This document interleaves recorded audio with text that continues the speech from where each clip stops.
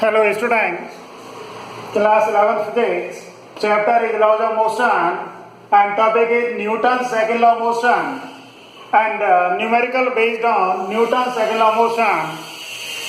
आज की क्लास में हम क्या कर रहे हैं? Newton second law of motion और उस पर based numerical.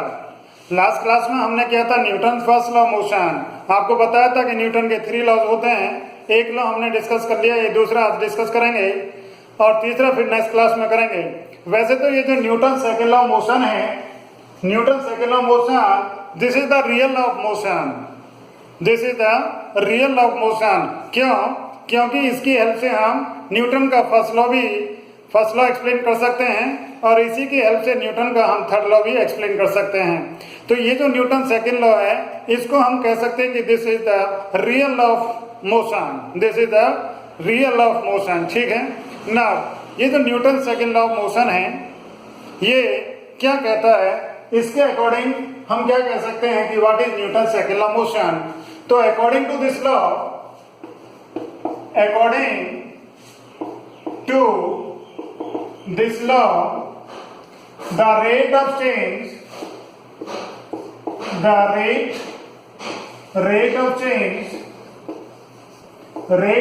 of linear momentum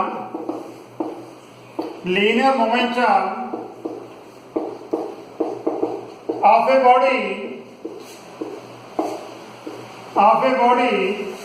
is directly proportional to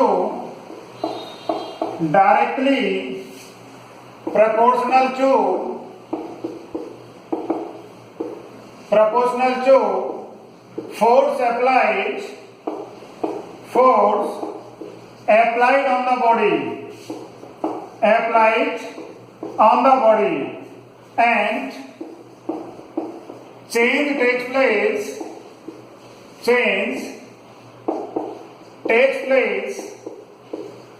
in the direction of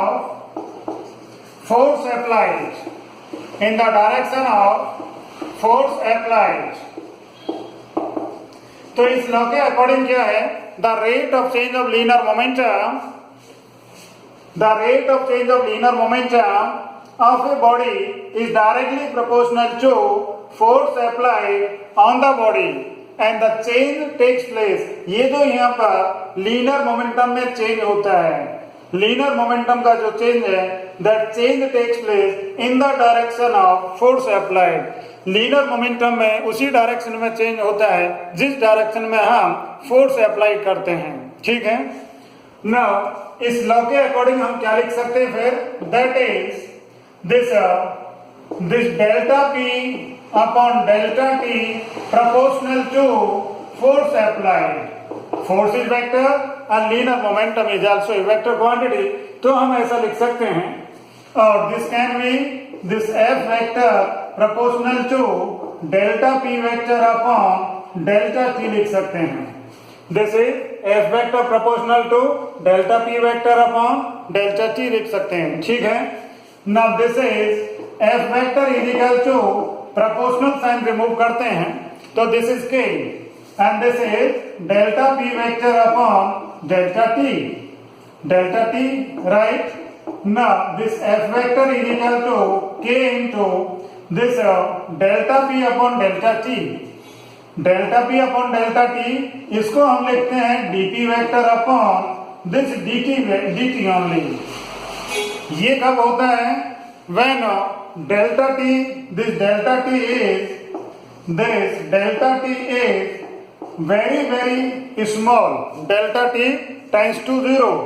जब ये हमारा delta t 0 हो जाता है, या ये कि ये delta t very small है, when delta t tends to 0, then this delta p upon delta t can be written as dp upon dt।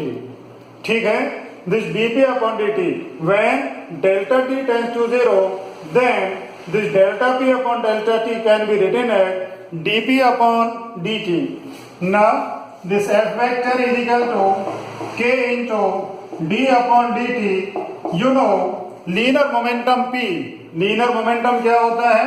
This is mass into velocity, mass into velocity. therefore this F is equal to K into M is here and this is dV vector upon dt. ठीक है, this F vector here. Now this K, this is F is equal to K into M into this is acceleration. Rate of change of velocity is acceleration. ठीक है, but in all system of unit क्या होता है? In all system of unit K is equal to 1 होता है. This K is equal to 1 होता है. Therefore this F is equal to M into A. M into A. So this is Newton's second law of motion. This is Newton's second law of motion. F is equal to Ma. मतलब force applied on the body is proportional या कहिए is equal to the product of mass of the body and acceleration of the body. Now note that देखिए यहाँ पर ये हमारा क्या है? F इजिकल टू ma कहाँ से आया? इस रिलेशन से आया, dp अपॉन dt से. ठीक है, तो दिसे हम लिख सकते हैं F is equal to K is equal to 1. तो दिस dp अपॉन dt ये यहाँ पर वेक्टर फॉर्म है, इसको मैंने स्केलर में लिख दिया. ये वेक्टर फॉर्म इसको स्केलर में लिख रहे हैं. Now this is d upon dt and this is momentum is mass into velocity.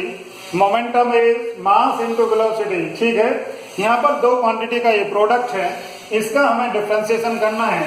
तो डिफरेंशिएशन क्या कर सकते हैं? देखिए this is f is equal to पहला function as it is second का डिफरेंशिएशन, पहला function as it is second का differentiation plus second as it is first का differentiation.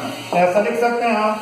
This is m into dv upon dt plus v into dm upon dt.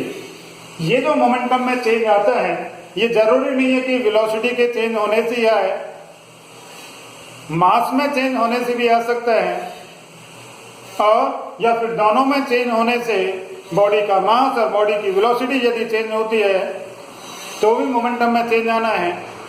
ऐसा नहीं कि केवल velocity में change आए. तो यहाँ पर ये हमारा एक्सप्लेन होता है कि वेलोसिटी में चेंज आने से भी मोमेंटम चेंज होगा और मास में भी चेंज आने से मोमेंटम चेंज होगा. ठीक है, यहाँ पर हम लिख सकते हैं पहला case when this m is constant. यदि हमारा m कांस्टेंट है then dm upon dt is equal to 0.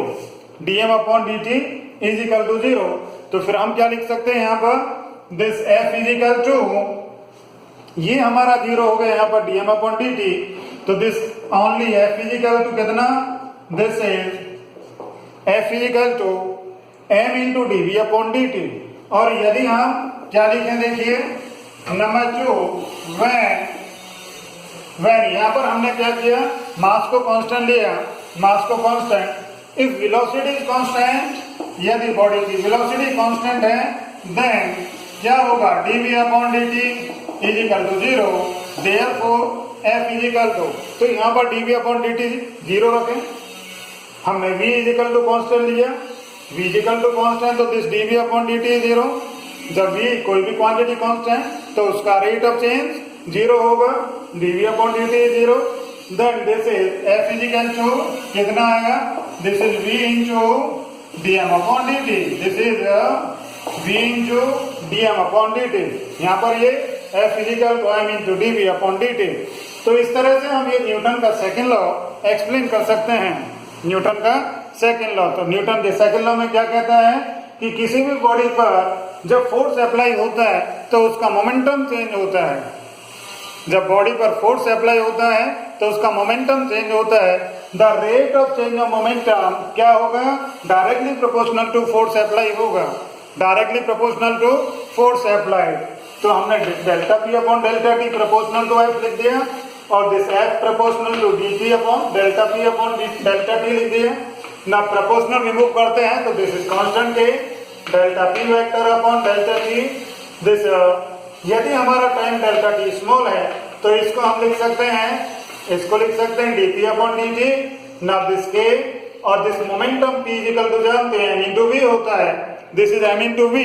ठीक है, नाउ इसको हम कांस्टेंट ले रहे हैं यहाँ पर, तो dv upon dt Now this dv upon dt का मतलब rate of change of velocity and this is acceleration. Therefore f is equal to this. But in all system of unit k is equal to 1 होता है. Therefore f is equal to ma. Now again from this relation f is equal to dp upon dt.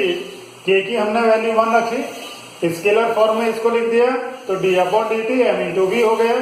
तो this is first function as it is, second का differentiation, second as it is, first का differentiation. Now when m is constant, then dm upon dt is 0 or this f is equal to m into dv upon dt. Similarly, when v is constant, then dv upon dt is 0, therefore f is equal to v into dm upon dt. इस तरह से कर सकते हैं. Numerical करते हैं, इसी पर बेस देखिए. फर्स्ट न्यूमेरिकल कहता है in first numerical f is equal to 6 newton ना फोर्स अप्लाई किया इस सिस्टम पर. Here two blocks 1 kg and 2 kg.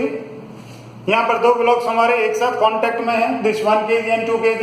Here this 6 newton force is applied horizontally. ठीक है, पहला केस.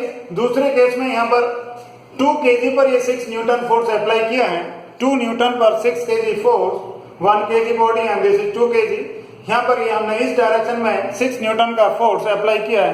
तो दोनों केसेस में क्या करना है, acceleration of the system find करना है. सपोज एक्सेलरेशन ये और इसका एक्सेलरेशन इधर होगा.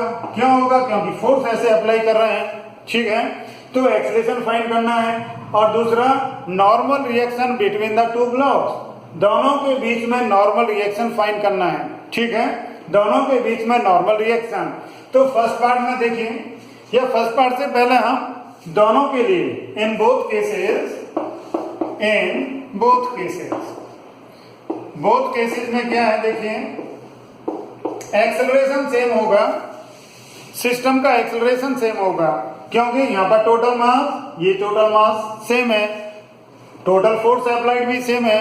तो एक्सेलरेशन क्या है, acceleration a is equal to क्या होगा हमारा, this force upon total mass, this is F net, total force upon total mass. ठीक है, अब टोटल फोर्स कितना हमारा, दिस इज 6 न्यूटन और टोटल मास कितना है, दिस 1 प्लस 2 kg, तो this is 3 kg is equal to 2 metre per second square. ठीक है, total force is 6 newton, total mass is 3, therefore this is acceleration in both cases 2 meter per second square. Now पहले case में free body diagram बनाते हैं. Free body diagram यहाँ पर, तो ये हमारा देखिए यहाँ पर 1 kg ब्लॉक कितना है, 1 kg ब्लॉक, और यहाँ पर ये फिर हमारा 2 kg ब्लॉक. ठीक है, 2 kg block, right, this is 2 kg block. Now ये हमारा फोर्स यहाँ पर कितना, दिस इज 6 न्यूटन. ठीक है, नाउ ये ब्लॉक, इस ब्लॉक पर फोर्स लगता है, दोनों ही चलते हैं, दोनों ब्लॉक एक साथ चलते हैं. तो ये ब्लॉक भी आगे चलता है. जब ये ब्लॉक चलता है तो इस पर कोई फोर्स लगता है. वो फोर्स कौन लगाता है, ये इस पर फोर्स लगाता है. हमने सपोज किया दैट इज एन. ठीक है, इसको नॉर्मल रिएक्शन कह रहे हैं बिटवीन द टू ब्लॉक्स, या फिर कह रहे हैं force of interaction between the two blocks, force of interaction between the two blocks. अब ये इस पर फोर्स लगाता है, तो साइमल्टेनियसली 2 kg ब्लॉक 1 kg पर फोर्स लगाता है. ठीक है, तो इसको हम कह रहे हैं normal reaction between the two blocks. Now horizontal direction में हमने फोर्स दिखाई, वर्टिकल डायरेक्शन में तो मोशन है नहीं, इसलिए कोई जरूरी नहीं है फोर्स दिखाना. नाउ 1 kg के लिए देखिए, for 1 kg block F net is equal to m हमने प्रूव किया था, this m into a. Acceleration कितना है इसका, एक्सेलरेशन इसका a और इसका भी ये हमारा, this 2 metre per second square. Now F net कितना लिखें, दिस 6 माइनस ये फोर्स इस डायरेक्शन में और n इसका इधर है अपोजिट, तो this is net force. This is 6 minus normal reaction, 6 minus n. मास कितना, पहले किसके लिए कर रहे हैं, 1 kg के लिए कर रहे हैं। मास कितना है इसका, 1 kg। एक्सेलरेशन कितना है, एक्सेलरेशन इज 2, ठीक है। तो from here this n is equal to कितना है, this is 6 minus 2 is equal to 4 newton, this is 4 newton. तो ये normal reaction between the blocks कितना, 4 न्यूटन, ठीक है। अब जरूरी नहीं है कि हम ऐसे करें, इसको भी ले सकते हैं, इस ब्लॉक को भी ले सकते हैं। तो फॉर, यदि हम इसको लेते हैं फॉर 2 kg ब्लॉक पर क्या होता है देखिए, 2 kg ब्लॉक पर तो केवल एक ही फोर्स है। तो this is net force F is equal to M A, net force F is equal to M A. तो नेट फोर्स ये हमारा, इस पर केवल एक ही फोर्स है, is equal to M A. Mass इसका 2, इसका एक्सेलरेशन 2, तो therefore this is also 4 newton, ठीक है। हम इनमें से कोई भी कर सकते हैं, या तो ऐसे कर लें या ऐसे, दोनों ये आंसर सेम आएंगे ना। बी पार्ट में देखते हैं, देखिए बी पार्ट के लिए फ्री बॉडी डायग्राम, पहले हमने फ्री बॉडी डायग्राम बनाया 1 kg के लिए, दिस 1 kg और दिस यहाँ पर फिर 2 kg का बना रहे हैं, दिस 2 kg ब्लॉक, ठीक है ना। यहाँ पर ये फोर्स लगता है आपका 6 न्यूटन, कितना फोर्स है, 6 न्यूटन ना। ये ब्लॉक भी चलता है इधर, इसका मतलब ये एक फोर्स है यहाँ पर, this is suppose N dash, ठीक है। ये इस पर फोर्स लगाता है तो ये चलता है। सिमिलरली क्या होगा, ये अपोजिट फोर्स लगाता है इस पर ऐसे, ठीक है ना। कोई भी ले सकते हैं, या तो इसको लेकर करें या इसको लेकर करें, आंसर एक ही आना, जैसे यहाँ पर था दोनों से आंसर एक आना है। तो क्या करें, फॉर 1 kg ले रहे हैं हम यहाँ पर 1 kg के लिए, F net इजिकल टू कितना, मास इंटू एक्सेलरेशन होता है। F net 1 kg पर टोटल फोर्स कितना है, 1 kg पर टोटल फोर्स कितना है यहाँ पर देखिए, 1 kg पर total force is how much, कितना है बताएं, this is an dash only, ठीक है। और इसके बाद यहां पर देखें, यहां पर कितना है, ये नेट फोर्स तो ये आ गया, मास कितना है इसका 1 है, एक्सेलरेशन कितना, दिस इज 2, तो this N dash is equal to 2 newton आया, N dash is equal to 2 newton आया। अब इसको भी लेकर कर सकते हैं, देखो फॉर 2 kg ब्लॉक पर नेट फोर्स कितना है, दिस 6 माइनस एन डैश, ये ग्रेटर है फोर्स। क्यों ग्रेटर है, क्योंकि हमारी ये बॉडी इधर मूव करती है, इधर मूव करती है, इसलिए ये ग्रेटर है। तो 6 minus N dash is equal to M A, M कितना है इसका 2, एक्सेलरेशन कितना 2, तो this 6 minus 4 is equal to N dash, ठीक है। तो एन डैश की वैल्यू कितनी आई, दिस इज अगेन 2 न्यूटन, तो इस तरह से हम कर सकते हैं ये क्वेश्चन, ठीक है। दोनों की अलग अलग फ्री बॉडी डायग्राम और फिर F इजिकल टू एम हमने यूज किया, राइट, यस। न्यूमेरिकल नंबर 2, इस न्यूमेरिकल में हमें गिवन है एक पुली के ऊपर से स्ट्रिंग की हेल्प से 2 ब्लॉक्स 2 kg एंड 3 kg, ठीक है। क्वेश्चन में कहता है find the acceleration of the system and the tension in the string. हमें क्या करना है, सिस्टम का एक्सेलरेशन फाइंड करना है और टेंशन फाइंड करना है स्ट्रिंग में। तो पहले क्या करते हैं, फोर्सेस अप्लाई करते हैं। As you know the weight of the body always vertically downward toward the centre of the earth, right. तो यहाँ पर ये 3G और आपका and here this is tension T, right. ये आपकी स्ट्रिंग एक ही है, तो इसमें सभी जगह पर टेंशन सेम होगा। जब स्ट्रिंग सेम होती है तो टेंशन भी सेम होता है। नब यहाँ पर दिस इज 2 into G, ठीक है। अब दिस इज ग्रेटर, 3 kg हमारा 2 kg से ग्रेटर, देयरफॉर किधर ब्लॉक चलता है, सिस्टम किधर मूव करेगा, सिस्टम इधर मूव करता है, ठीक है। सिस्टम इधर मूव करता है विद एक्सेलरेशन सपोज A करता है। यदि ये ब्लॉक आपका नीचे है तो ये ब्लॉक आपका ऊपर जाता है, ये ब्लॉक नीचे जाता है तो ये ब्लॉक ऊपर जाता है। नाउ क्या करें, फ्री बॉडी डायग्राम किसका बनाए, 3 kg, ठीक है। पहले 3 kg का बनाते हैं।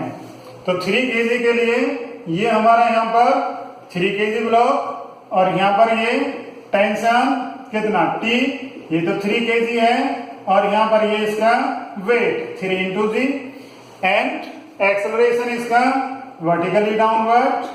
ठीक है, अब इसके लिए इस बॉडी के लिए सेकंड लॉ, न्यूटन का सेकंड लॉ क्या कहता है, F net इजिकल टू क्या होता है, total mass of the system into acceleration. ठीक है, अब टोटल मास कितना है, टोटल फोर्स कितना है, क्योंकि ये बॉडी हमारी नीचे जाती है तो this 3g minus T, 3g minus T is equal to 3 into acceleration, number 1 equation. ठीक है, now for free body diagram, किसके लिए 2 kg ब्लॉक के लिए। ठीक है, 2 kg ब्लॉक, ये हमारा यहाँ पर 2 kg ब्लॉक, इसका यहाँ पर this is weight and here this is tension. But ये हमारा 2 kg ब्लॉक कहां पर जाता है, ये ऊपर मूव करता है ए एक्सेलरेशन से। जब ऊपर मूव करता है इसका मतलब T इज ग्रेटर, क्योंकि ये हमारा ब्लॉक ऊपर मूव करता है तो T इज ग्रेटर, देयर नेट फोर्स कितना लिखते हैं, this is T minus 2g is equal to कितना लिखें, is equal to ma, mass into acceleration. Number 2, now on adding equation 1 and 2, दोनों को प्लस कर रहे हैं, दोनों इक्वेशंस को प्लस करते हैं तो T से T कैंसिल हो जाता है, तो this is 3g minus 2g is equal to g and this is 3 plus 2 is 5a, therefore acceleration is g upon 5, this is the acceleration of the system।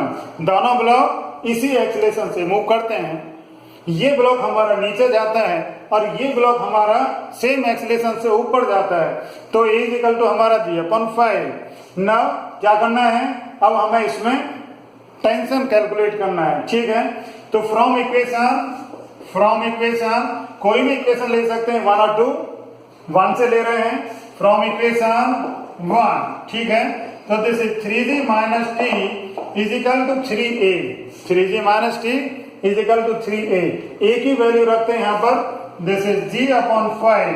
क्या चाहिए हमें, टेंशन चाहिए, तो टेंशन t इजिकल टू क्या करें, this is 3g minus 3g upon 5। ठीक है, LCM is 5, तो this is 5 3 15, 15g minus 3g, तो this t is equal to 12g upon 5. So this is the tension in the string. They say T is equal to 12g upon this 5. T is equal to 12g upon 5.